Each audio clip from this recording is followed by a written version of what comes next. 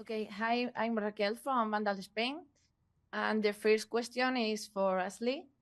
You have voiced characters like Aloy, Chloe Price, Mel, and Tiny Tina. How much of those characters is present in Rachel, and what has the transition been like from working in the video game industry to being part of Mythic Quest? I'll answer the second part first, which is that it's very surreal.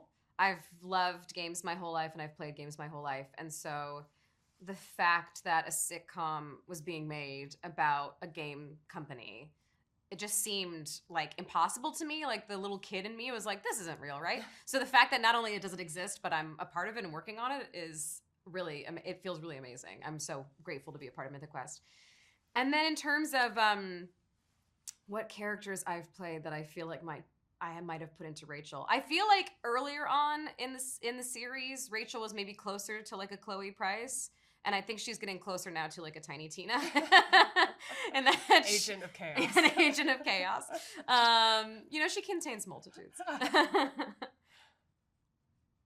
The second question is for Megan. The fourth season premieres at a time when the gaming industry is undergoing significant changes, from artificial intelligence to new labor dynamics and wave of layoffs. How has this evolution influenced the direction of the show?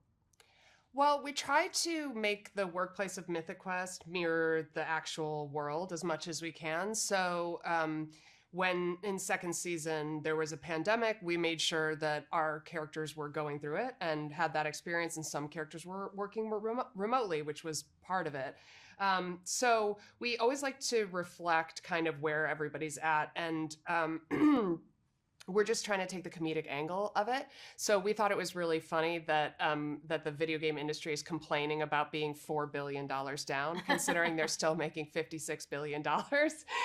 So it's just, we kept hitting that angle, and also David his character being very sad that COVID was done because it had been such good business for them.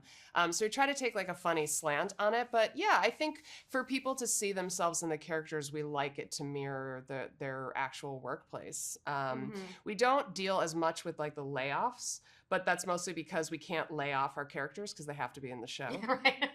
And we love our background actors, so we don't want to lay off any of them either. Yeah. But it might be something we address in future seasons.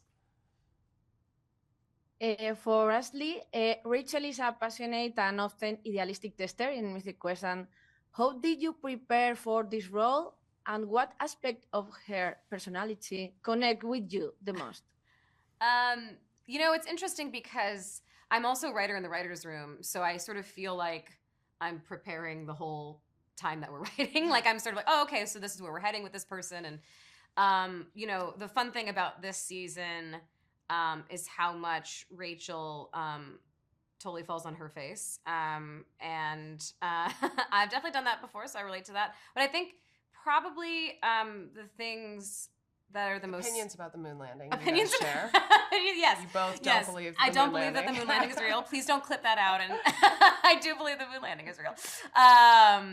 But I think, we both have, we're both idealistic, I suppose. We both have things that we believe in. I think Rachel undermines those beliefs pretty easily sometimes. And we also both love games. I've always been a gamer, so those are probably our similarities. And now you have the same hair as well. That's true. Whereas we have the same hair. Season 1, you had some not your hair. That's right. I had those streaks. Yeah. Which I do kind of miss. Yeah. It's a good evolution. Yeah.